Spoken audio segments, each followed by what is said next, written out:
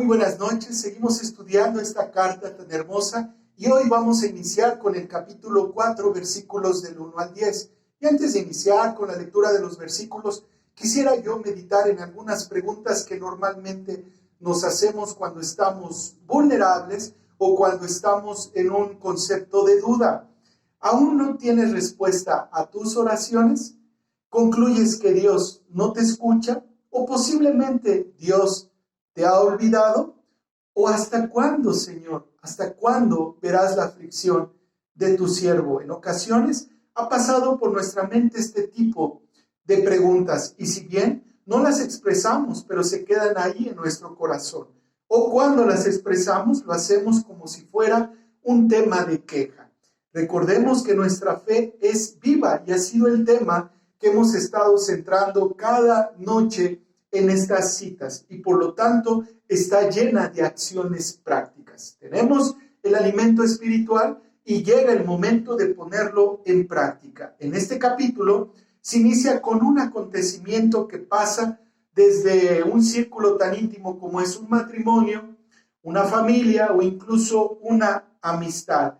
Y permítame leer el versículo 1. Dice, ¿de dónde vienen las guerras y los pleitos entre vosotros? ¿No es de vuestras pasiones las cuales combaten en vuestros miembros? Sobresale aquí un tema, pasiones. Todo conflicto sin duda es dañino. Ambas partes salen lastimadas. Esto también pasaba entre los creyentes, ya que la iglesia se ve como un cuerpo. Todos estamos entrelazados y unidos a través del Espíritu Santo. Y cuando una parte del cuerpo se duele, todo el cuerpo se duele. Lo mismo pasaba con Jerusalén. Lo mismo pasa con las iglesias el día de hoy. Pero el punto es, ¿de dónde surgen los conflictos? Aquí tenemos una respuesta. Santiago nos dice de nuestras pasiones, de lo que nosotros deseamos, de lo que usted y yo anhelamos. De acuerdo a esta carta, es de nuestro interior, son el fruto de los deseos, pero estos deseos a veces son malos. Desear algo no es malo de ninguna manera, el punto es qué deseamos. Y para esto tenemos un parámetro, hermanos, la palabra de nuestro Dios. Y tenemos que hacernos estos planteamientos. ¿Lo que estoy deseando está en armonía con la voluntad del Señor? Lo que deseo está en armonía con lo que estipula su voluntad. Y ojalá esto quedara ahí. Si no, ¿qué es lo que sucede? Conflicto, guerras, dice Santiago, incluso pleitos.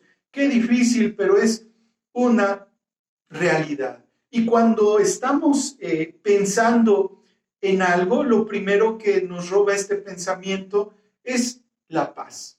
Es la paz inmediatamente, no dormimos pensando, analizando incluso escenarios, probabilidades, y todo esto, hermanos, nos quita el gozo definitivamente. Nuestro Dios desea controlar estas pasiones, porque en primer lugar, Él las conoce, y para entenderlo es muy sencillo. Mire, déjeme preguntarle, ¿en qué piensa durante el día? Y quiero llevarlo a un ejemplo. Un corredor que es de alto rendimiento, él día y noche está pensando en mejorar en esa marca. Ese corredor dedica todos sus recursos, tanto físicos como económicos, en poder cumplir esa marca. Incluso su alimentación gira en torno al deporte que está practicando. Y el punto es, esa es su pasión. El punto es llegar a ese momento del concurso, de la competencia y poder mejorar sus propias marcas. Pero ¿por qué menciono este ejemplo? Porque ese hombre vive, despierta y sueña con esa marca. ¿Y qué es lo que pasa con los hijos de Dios? Todo lo que está en nuestra mente, todo lo que está en nuestro corazón, tarde que temprano, sale a la luz. Por eso Dios desea controlar estas pasiones. Y mire de qué manera. El versículo 2 dice, codiciáis y no tenéis, matáis y ardéis de envidia y no podéis alcanzar, combatís y lucháis, pero no tenéis lo que deseéis, porque no pedís. Lo primero que nos dice el Señor es pedir. Pedir. ¿A quién pedir? Al Señor. ¿Por qué pedir? Por todo. ¿Cuándo pedir? Siempre. ¿Cuándo dejar de pedir? Nunca. La forma usted y yo la conocemos, que es la oración. Hablar con Dios. ¿Y esto cuándo lo podemos hacer? En todo el tiempo. La cercanía con nuestro Dios está a nuestras manos con tan solo orar. Y esto es bellísimo, hermanos. Pero Santiago da una lista, dice que codiciamos, y dice que tenemos envidia, y dice que combatimos, y dice que hay lucha, hay riña. Entonces, ¿por qué en medio de un entorno complicado que presenta Santiago, nos dice que pidamos, que busquemos a Dios? Esto significa que estamos controlados por medio del Espíritu Santo. ¿Recuerdan esa predicación de la lengua, versículos anteriores? Dios toma el control de nuestra vida. El versículo 3 nos dice, pides y no recibes, porque pedís mal para gastar en vuestros deleites. A ver, vamos a ir entendiendo a Santiago. Primero habló de pasiones y ahora habla de deleites. Entonces, cuando está esta combinación, es la peor de todas. ¿Por qué? Porque ya no hay control, todo es válido, todo es bueno, y entonces aquí, ¿quién controla nuestra vida? Es muy complicado. Cuando una persona ha probado, cuando una persona se ha deleitado en algo, es muy difícil que lo suelte, es muy difícil que se aparte. La cita anterior habla de pasiones y ahora de deleites. Nuevamente tema del corazón, hermanos, de nuestro interior.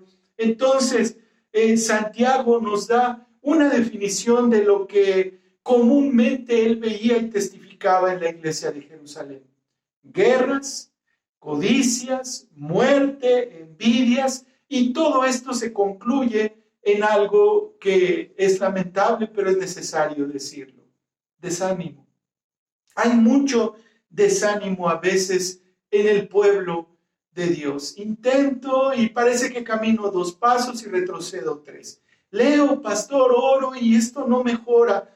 En esta noche escucha a Dios y Él dice, pide, pide, porque de esta manera nosotros nos vamos a mantener cerca de nuestro Dios. El versículo 4 dice, oh almas adúlteras, ¿no sabéis que la amistad del mundo es enemistad contra Dios?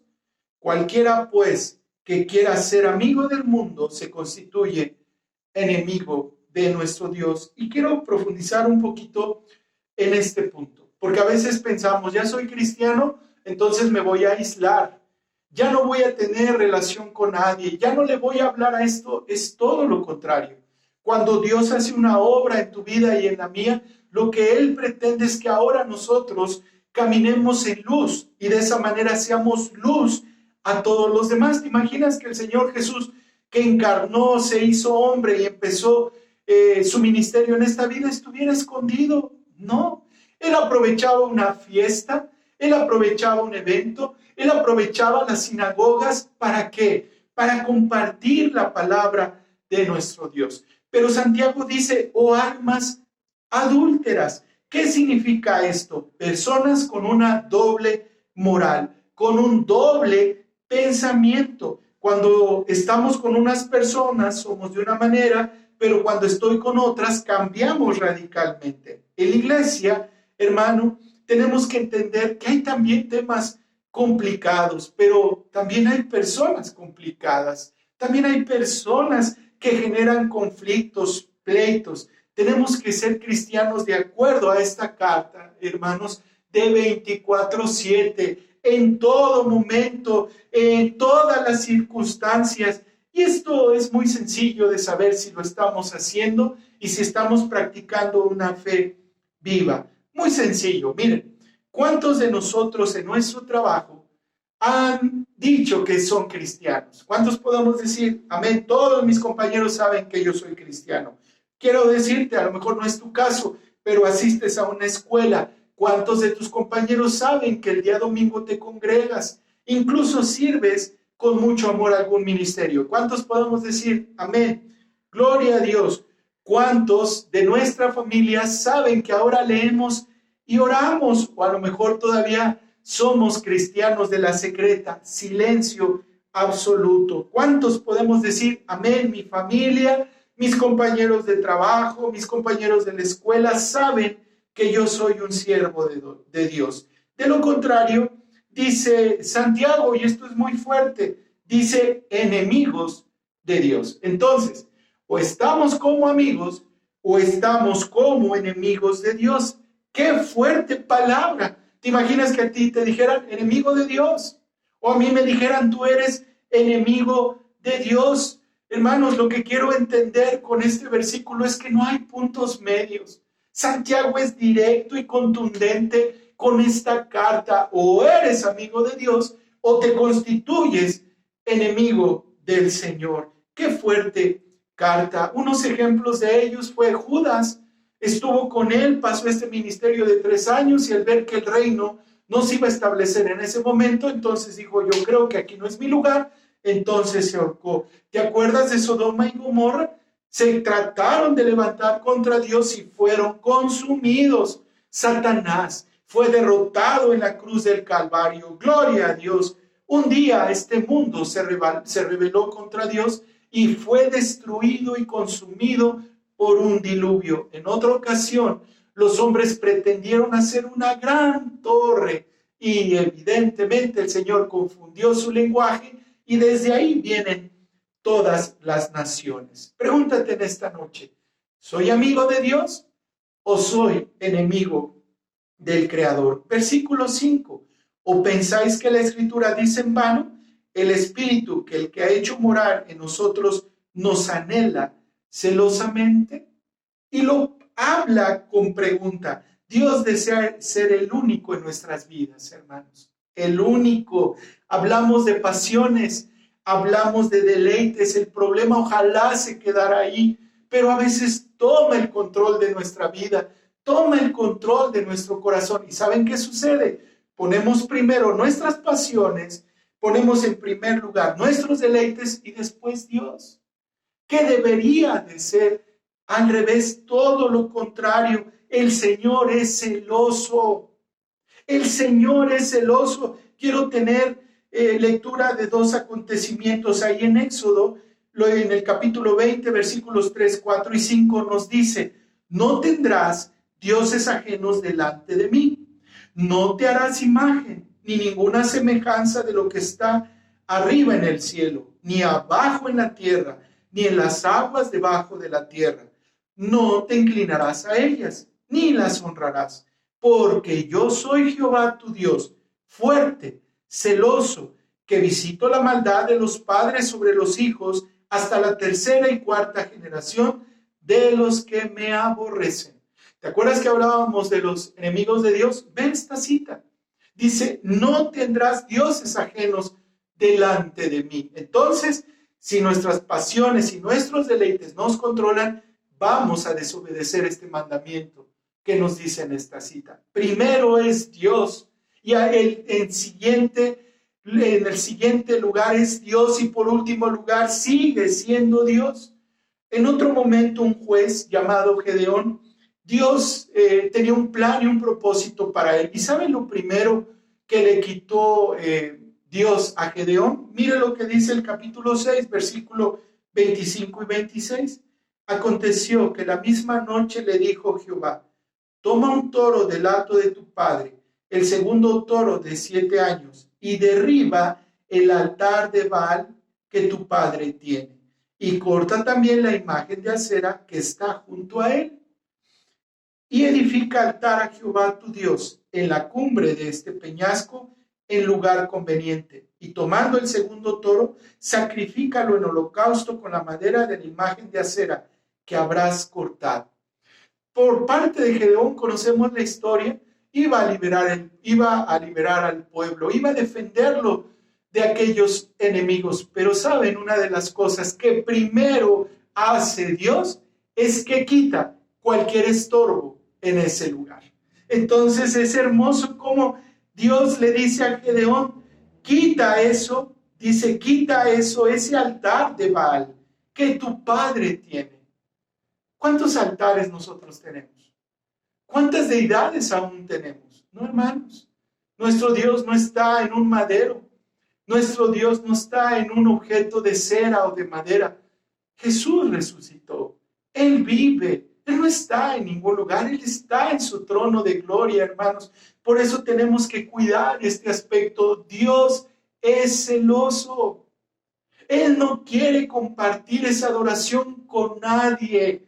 A veces nos confunde la religión. Decimos, es que los santos son intermediarios para hablar con Dios. No.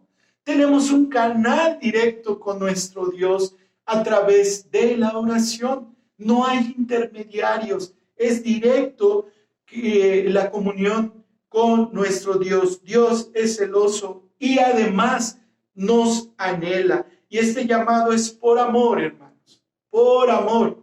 O déjame decirte lo siguiente. O por justicia. O uno es por amor. Otro es por justicia, pero Dios nos anhela. Dios es celoso. Versículo 6. Pero Él da mayor gracia. Por esto dice, Dios resiste a los soberbios y da gracia a los humildes. Me llama la atención cómo en el mismo contexto que está hablando de pasiones, que está hablando también de deleites, luego pedimos mal y luego nos hacemos enemigos o enemigos de Dios, habla de un concepto, soberbia. Soberbia es dejar de escuchar, soberbia es dejar de ver a Dios, es voltear a nosotros mismos. Y entonces aquí las pasiones y los deleites nos van a controlar. La humildad nos ayuda a escuchar a Dios, reconocemos que le necesitamos, nos permite crecer, nos permite escuchar. Todo esto se convierte en bendición, en sanidad para nuestra alma y nuestro espíritu. Humildad, el antídoto para la soberbia. Por el contrario, la soberbia nos lleva a ser egocéntricos y le quitamos lo peor de todo, la gloria a nuestro Dios. Esto es palabra de Dios. Él resiste a los soberbios. Lo voy a repetir. El Señor resiste a los soberbios. Pregúntate, ¿de qué te jactas? Yo me pregunté, ¿de qué me jacto? Si todo se lo debemos a nuestro Dios y lo que Él nos ha dado nos convierte en mayordomos, en dar buenas cuentas al Señor, a mayor responsabilidad, mayor privilegio, pero también mayor gozo, porque entendemos que todo es para Él y todo es de Él. Amén, iglesia. Amén, hermanos. Todo es de nuestro Dios. Nuestra propia vida es de nuestro Dios, hermanos. ¿Qué hacer entonces? Antes de terminar, versículo 7, 8, 9 y 10. Vean qué belleza de citas. Miren lo que dice el versículo 7.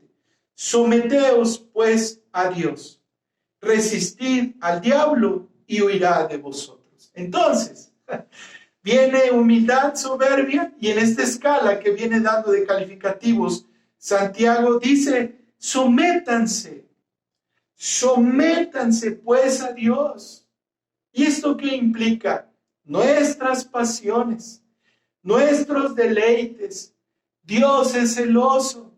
Nuestras oraciones en pedir, someternos a Dios en que se haga su voluntad y que se cumpla el propósito que Él ha trazado para nuestras vidas. Después viene una parte, dice, resistir al diablo. ¿Qué significa? Que el enemigo de nuestras almas va a estar ahí haciendo mella, atacando. Pero si nosotros resistimos, dice, huirá de vosotros. Versículo 8, acercaos a Dios y Él se acercará a vosotros. Pecadores, limpiad las manos y vosotros los de doble ánimo, purificad vuestros corazones. ¿Se acuerdan? Hace rato hablamos de almas adúlteras.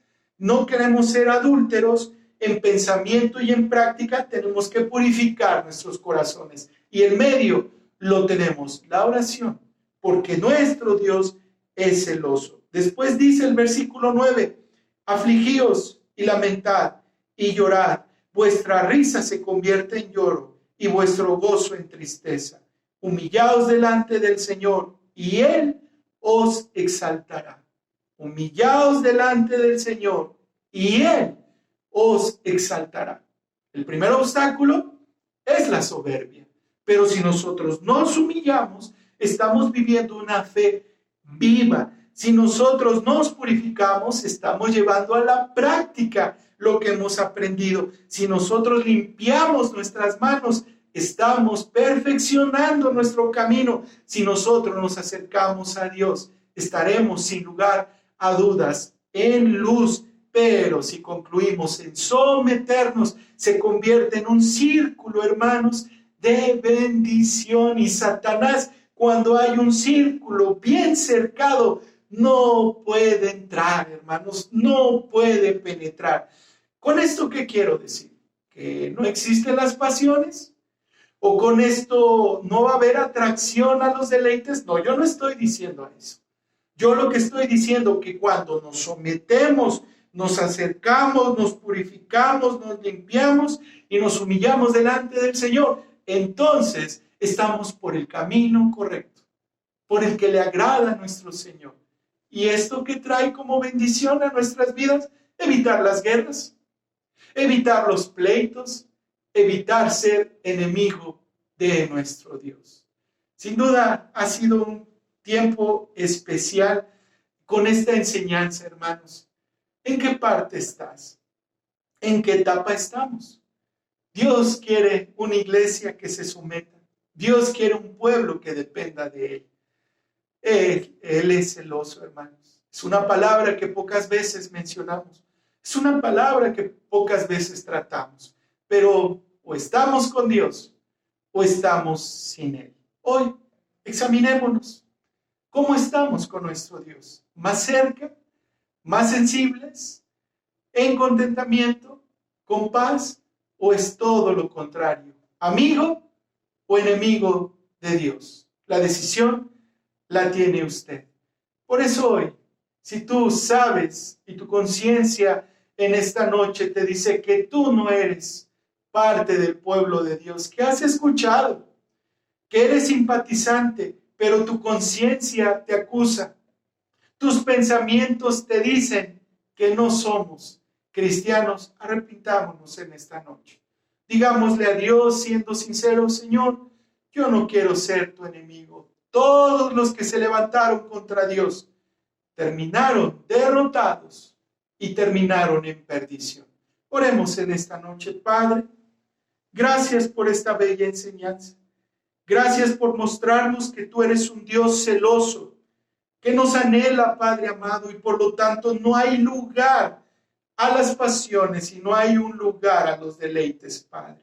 Señor, permítenos ser humildes, reconocer que sin ti, Padre, estamos perdidos.